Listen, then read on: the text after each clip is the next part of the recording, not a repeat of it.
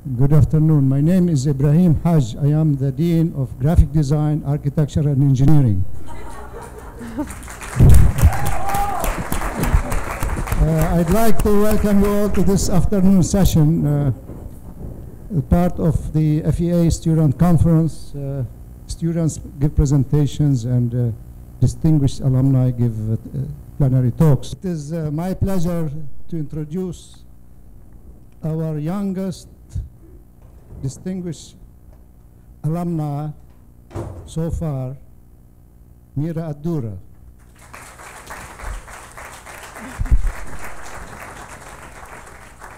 You know, we started giving this award, Distinguished Young Alumnus Award, 3 years ago to recognize alumni who excel in their profession within 15 years. So Mira excelled within 8 years after starting working, so she couldn't wait for 15 years. Okay? Please welcome Mira.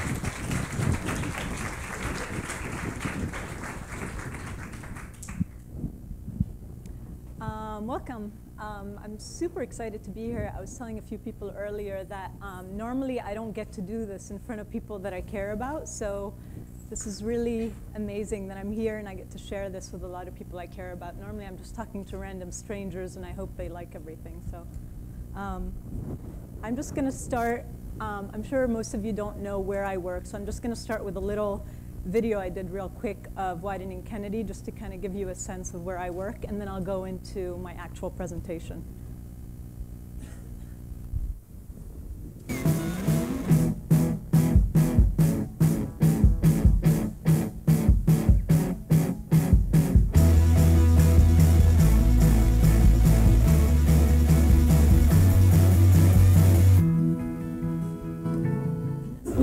I'm trying to figure out what makes this place special. It's always so hard to describe it to people. What do you think it is? The collection of people inside our walls. Well, I think it's the people, you know? It's an attitude. People, for sure. People. The people. The people. It's a very odd group of people, very mixed group of people, which is fun.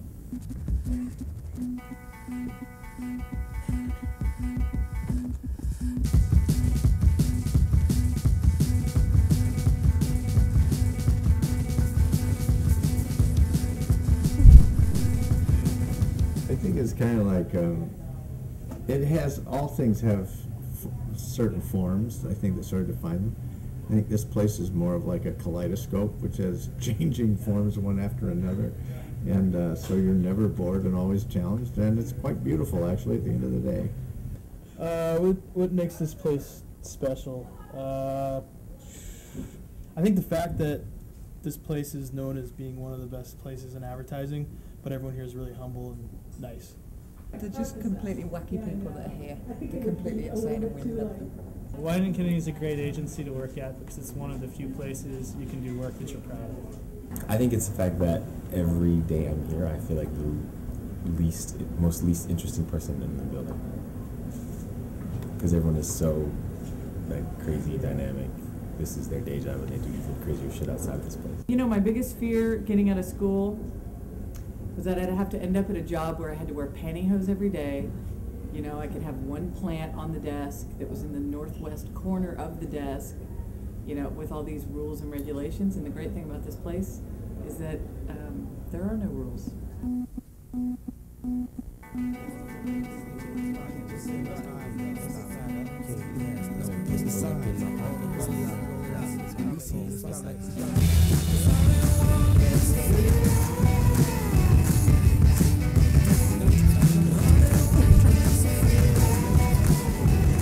Is this place special, Natalie? Expensive furniture. It's like a hot girl zoo in here. What? It's like a hot girl zoo. I like working here because of the amount of free magazines I get. What makes this place special is that we play as hard as we work. Spontaneous dance parties. In the gym. In the gym. Rocking out to some tunes with my coworkers. We had a pie baking, it's a big, pie baking contest, and a toy drive, and a talent show, and it's just like full-time ridiculousness. It's awesome. There's a lot of free food. You get the Williams candy drawer, which is good stuff. Things that are not food related. Oh, see, I don't. It's pre-building. What do I think makes this place special? Well, there's not just one thing. There's many things. It's spontaneity. Hey baby, if you feel I'm down, I know what's good for you all day. Yeah. I want to put a fireplace here. It's like, I saw one last night. It's like a white hung metal thing. This is the new couch. And this is the new creative department using the couch, actually. The free bacon we get every morning is what makes Wieden Kennedy special. I can't say anything that funny. It accepts all the neurotic, crazy personalities and lets you be yourself. Well, the people. This place was founded so that people could come here and realize their potential. So. Plus, it funds all the parties we have. Good. Awesome. Thank you, David.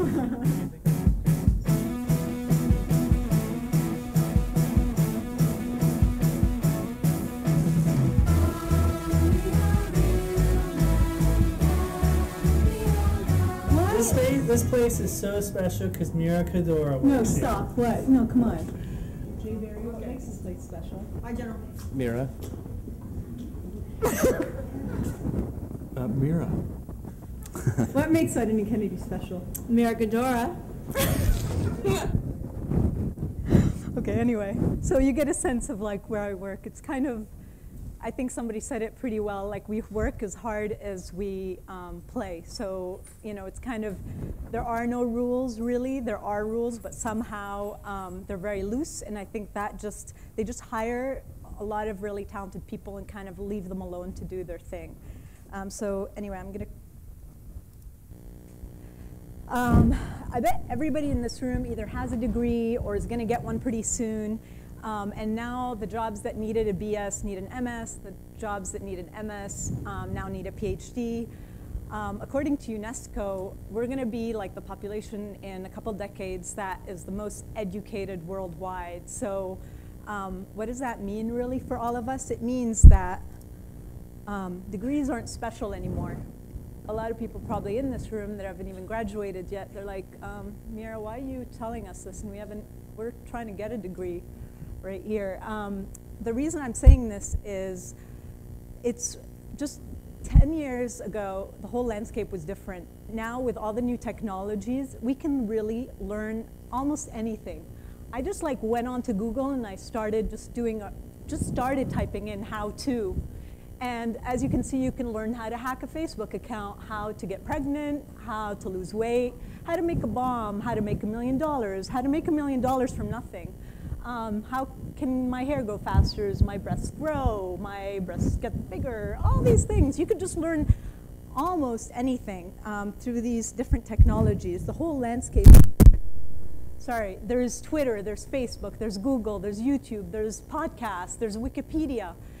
Just about anybody can learn a lot of things. This is a very different world than what, for example, I grew up on, where I actually had to go and look in an encyclopedia for some information. You know, I think there's people out there now, there's like these, you know, 14-year-olds that will look at me like, what is a paper, you know, like a book, an encyclopedia book? They just don't know that that ever existed. So what does that mean? That means that knowing is just not enough anymore. Everybody can know a lot, even if you haven't had a formal education. There's people making careers just on being kind of like students of the internet and students of the world we're living in right now. So where I'm trying to get to is that there's something that we need to concentrate a little bit more on, which is creativity. And the thing is, we're all born, a lot of people say, oh, I have no talent, or no, I wasn't born with, you know, I don't know how to draw, or I don't know how to do this, I don't know how to do that. The thing is, we're all born with talent. We're all born with a lot of imagination. The thing is, what happens is, I'm going to give you this story. There's this writer that used to go to schools, and talk to kids everywhere from like 3 to 7 years old. And what he did, he'd enter these classes and he'd ask one simple question. He'd go, who in here has some ideas or has an idea? And the kids that were 3 and 4 just started jumping off of their seat and they're raising their hand. And they're just like anxious to give any kind of answer to, you know, I have an idea, I want, you know, everybody wants to talk. The thing that happened with him is every time he went to an older class, he went from 3 to 4 to 5, by the time he got to 7-year-olds, literally there was maybe one kid in the class lifting their hand. And not only lifting their hand, but kind of looking around and really kind of afraid of, you know, how they're being judged and, you know, that what they're going to say is wrong. So basically what happens is kids get educated out of creativity.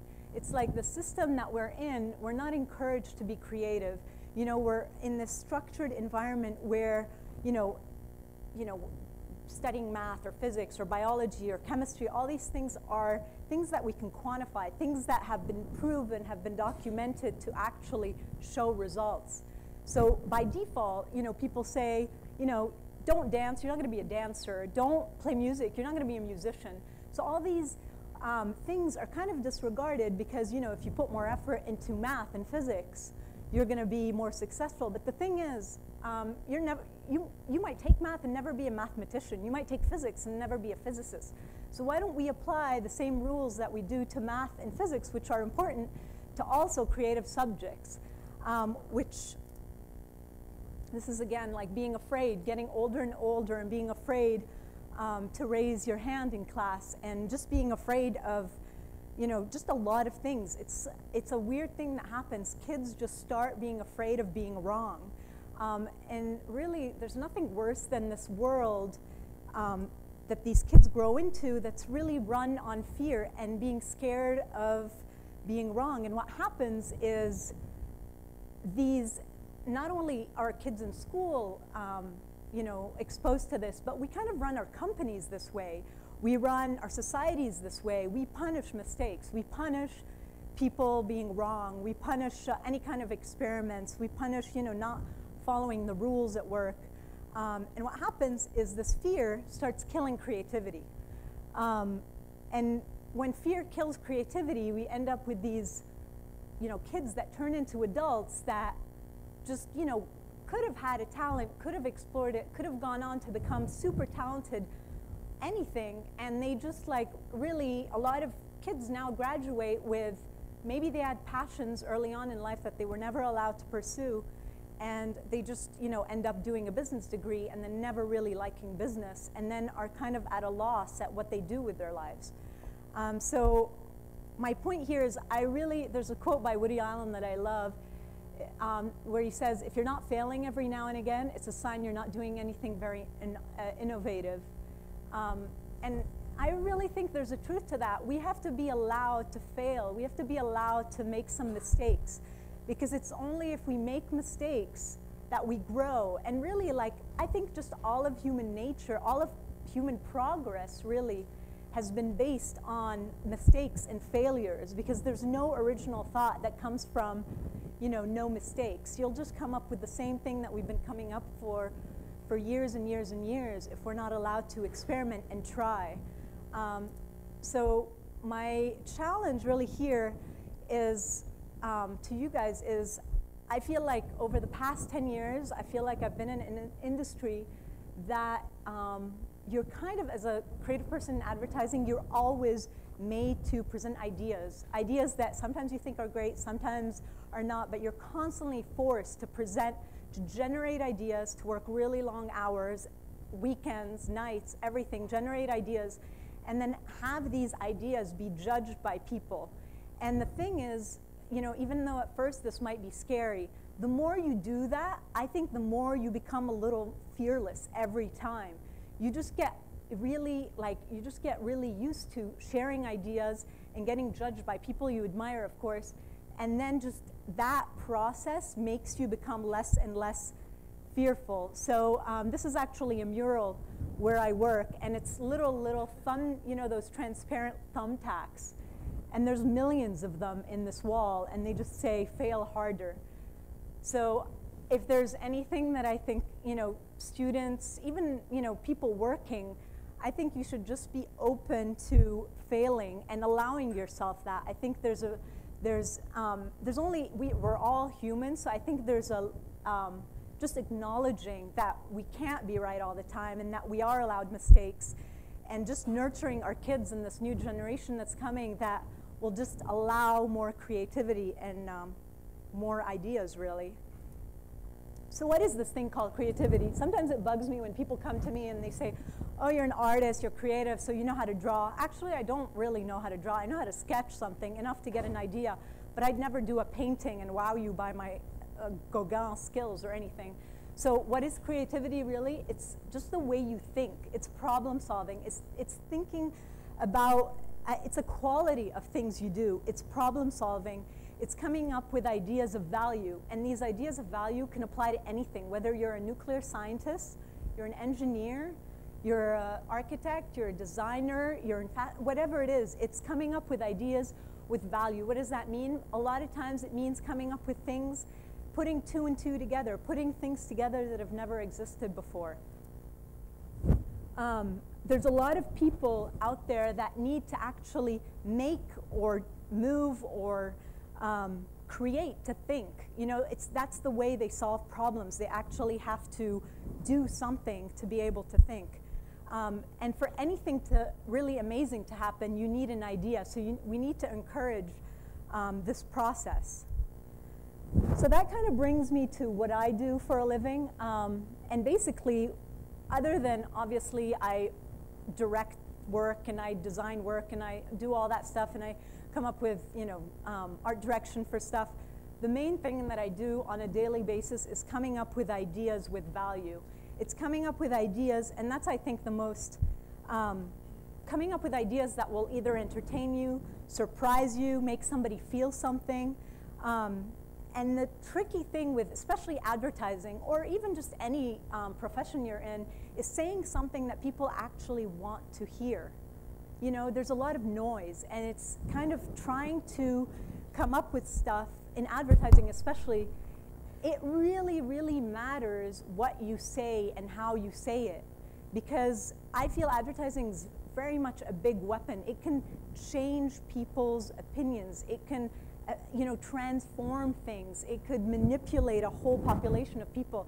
So what you say matters, and you have to really think about that, because people, a lot of people are just waiting to really be, really be told something of significance, really share something that means something to them. So basically what I do is I work on several different brands, from Brand Oregon to Nike to Coke, and what I do is basically connect A to B. I connect a product, which could be a shoe for Nike or a beverage or an actual state, which could be like a country, to consumers. And how I do this, I come up with an idea that basically makes this mean something for its consumer. So for example, I help them tell a story. So either I make them stand for something, I give them a voice, and I'll go through, Nike and Coca-Cola obviously had been brands that had been established way before I started working on them, but Travel Oregon is actually a brand that I had a hand in actually creating. So basically, I'm a matchmaker, I'm a problem solver, a storyteller, I connect the dots. For example, obviously this is not my work, it's Shepard Fairey's work, but basically, if you believe in what I'm saying, if you feel something towards my brand, you're more likely to actually buy what I'm selling. And the thing I do is basically, whether it's for brands or for people, when you actually make them mean something, you end up making the company either rich or famous, or like here in Obawa's case, he actually sold us hope. He sold us something that's like so intangible, and he got millions of people rallied behind him. And actually all the technology that I kind of listed up front, this man would have never gotten elected were it not for the technology. It was really, he was the president of the people.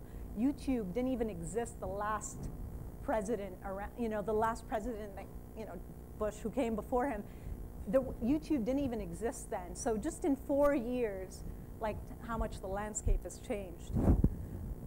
So basically, ideas, when they work, you know, when they're meaningful, they add value, they're powerful, they change the world, they change behavior, they change taste, they change millions of people's response to things. So basically, what I try to do with most of the work I do is to try to make people feel something. If I make people feel something, if I make somebody laugh, I entertain them, I make them even cry.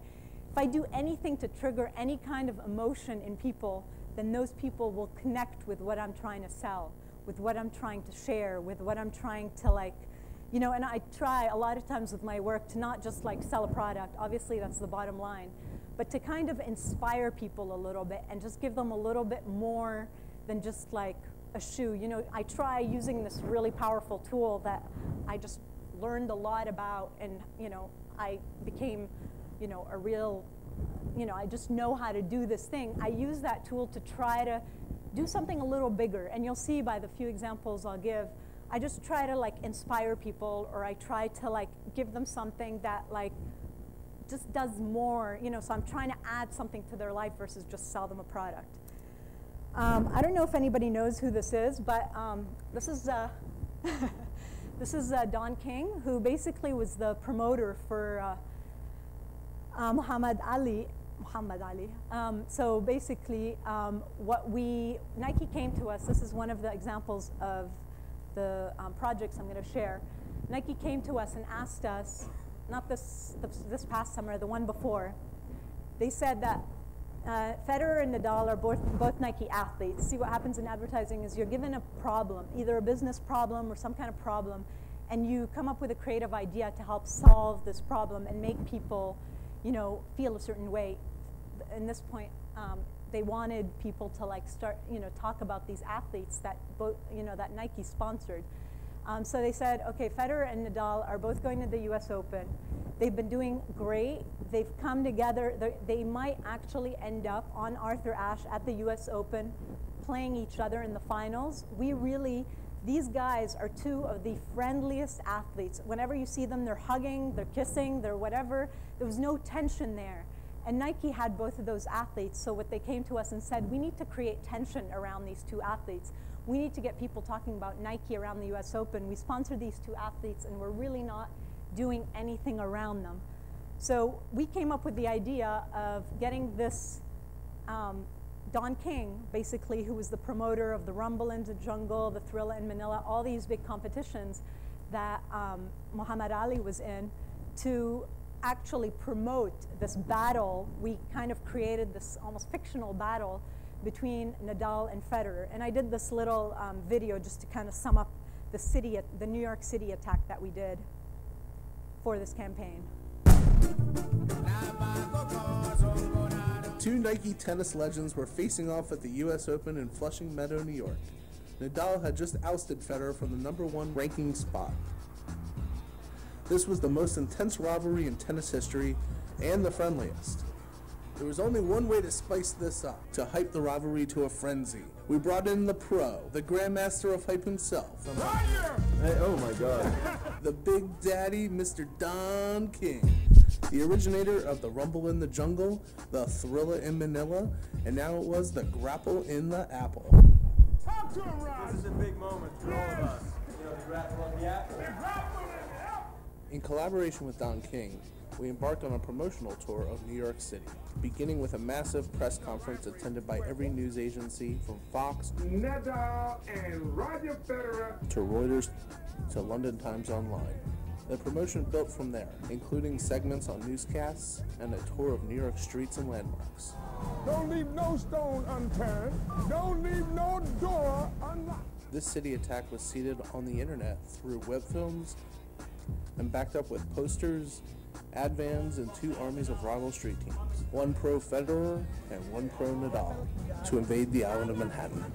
First we're going to tell it to the bees, and the bees is going to tell it to the trees, and then everyone will know. Only one can win. I will play him on the clay. I will play him on the grass. Who will it be? I will play him on the asphalt. Me or him? Nadal. Federer. Nadal. Federer. Nadal. Only. And you know, when a warm front meets a cold front, Mr. King. That's a storm. You got federalism? I have both of them.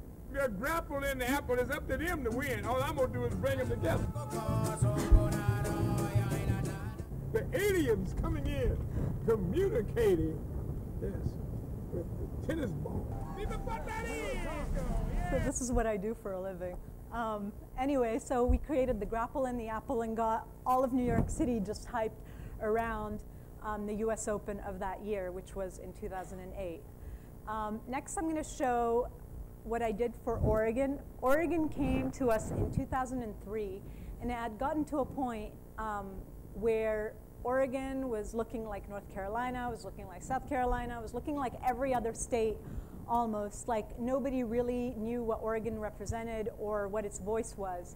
So the state came to us and asked us to come up with a branding campaign that really made Oregon different than all these other states. So what we did after tons and tons, just going out and really talking to people, talking to all these people that lived in Oregon to try to like dig and find out what made the state special, what made it different from all the other states. All the other states are showing these beautiful landscapes and these beautiful mountains, and you know, it just all starts to blend. So what we found after going from person to person to person, whether musicians, you know, Thomas Lauderdale from Pink Martini, to chefs, to business people, to architects, we kept on coming back to this idea of idealism. And that people went to Oregon, it was kind of the last frontier where they kept on going further, further, and further. The immigrants got to New York, and then it was like they kept on going a little bit further just to see what else was out there. So we found out that the state really represents a kind of amazing idealism where people are trying to go there to do something different, to try something new, to fail a few times, to do something that's never really done. And it was really like a revelation to figure out that the state was super progressive. We wrote this, we came up with this line that is, Oregon, we love dreamers. And then all the work that we created was to kind of show that Oregon was made out of these people that were these dreamers, these idealists. And then they came to Oregon, they actually made their dreams happen. It wasn't just a dream, they actually went to Oregon and made their dreams happen. So I'm just gonna read this really quickly because it's just a really nice summary of what we did for the state. In a country that's grown old and become set in its ways, where there are ways that things are done, and there are people who do things that are done, and that's that, Oregon decides that beaches will not be turned into property wars between the rich. Oregon decides her cities and her forests will live in harmony. In a country where public has become the code word for poor, Oregon stubbornly adheres to the original intent of public transportation being for the public. As in everyone, where on a bus, a man in a suit will sit next to a man in dreadlocks, and occasionally they strike up a conversation about what needs to be done about the public schools because both of their children go to the public schools.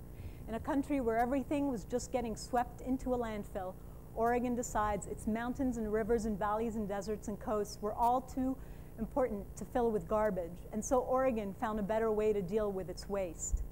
In a country where okay is too often okay, Oregon is that troublemaker in the back who keeps piping up and challenging the status quo if there might be a better way. But of course, if you asked Oregon, Oregon would say it's something different.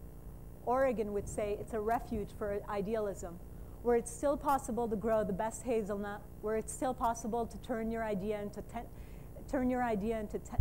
a $10 billion company, where it's still possible to truly enjoy life, where possibility is still a real possibility. And maybe, if Oregon keeps questioning and keeps challenging, Oregon just might change the minds of a few, who just might influence a few more, and just might change the world for better. Why not? So this is basically kind of the essence of this campaign that we came up with. And we went on to do all these stories about different people in the state, whether chefs or architects or this or that, to kind of tell a story of an individual and then show how there's millions like them in the state doing something so idealistic. And we ended up putting together a book together with all these idealist stories. And we also did these fun little maps that went in the book. And just kind of added some life to the book. And what we ended up, whoops, oh, well, never mind. I was going to show you the website. Anyway, that's a website where we bring this whole idea of idealism to life, and we made these little videos. You can go online and see these videos where we talk about everything from cycling in Oregon, how idealist it is, to golf in Oregon, to all these. We take every single little thing, whether outdoor activities or different, trends in whatever, the underground music scene, culinary, whatever it is, and we tell these stories of these idealists coming together to create something great, to create something different, to create something that's like a little bit different than everything else out there. This next piece of work I'm going to show might be a piece that a lot of people have seen, maybe some haven't, but basically the problem was Nike came to us and asked us, it was for Sharapova, it was a spot with Sharapova probably about 3-4 years now, and basically Nike came to us with this problem. Every time there's a woman athlete, for example, they gave Kornikova, she ends up being, kind of not really taken seriously as an athlete. She ends up, posing for some porn things, this, that. She's all over the internet. People just don't end up taking these women seriously, even if they're kind of good at what they do. And then here comes this woman who is so great at what she does. And just because she's pretty, people suddenly don't take her as seriously.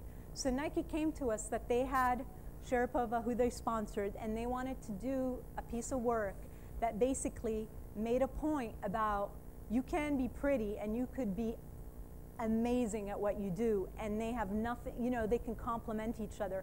And they wanted to basically erase all that, stuff behind Kornikova and being just this sois belle et tais-toi, the kind of dumb, blonde, whatever. So what we ended up doing is this spot that I'll show. The marvelous chance to win. Use your concentration with her powerful serve and her... I feel pretty, oh so pretty. I feel pretty and witty and bright, And I pity any girl with a date tonight. I feel charming, oh so charming. It's alarming how charming I feel. I'm so pretty that I hardly can believe I'm real. See the pretty girl in the mirror there. Look at this pretty girl me. Such a pretty face. Such a pretty dress, such a pretty smile, such a pretty name. I feel pretty. Oh, so pretty. I feel pretty and witty and bright, and I pity.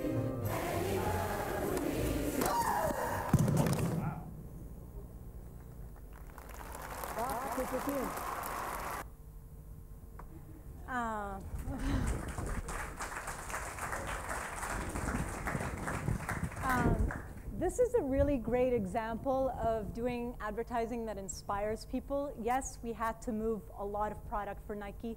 Yes, we had to sell shoes. Yes, we had to sell what she's wearing. We had to do all of that. But this created this aspirational message that empowered women, empowered people, got people to think about women differently. And that's really the kind of advertising that I want to do. All this advertising that you see out there that's just kind of, it pollutes more than, and it comes back to the point that I was saying at the beginning, that what you say matters. Millions of people are going to see what you do, and what you say and how you say it matters. And this is also a perfect example of not only did Nike sell so much of their stuff and their web traffic, people went to Nike.com, and the sales, the day this commercial released, the sales went through the roof. But what happened is the press went bananas, and that's what happens when you do something that's like a really, meaningful idea. It goes into pop culture. It becomes part of people's pop culture. So the press took to referencing I feel pretty and using the word pretty as an adjective in everything that they did. Late Night with David Letterman, the way they introduced her, she came on David Letterman, and the whole orchestra, I don't know if how many of you see David Letterman's show, but they have a whole orchestra. The whole orchestra, as she came in, started playing the song from the spot. So it just shows you how this really goes into pop culture and becomes something huge.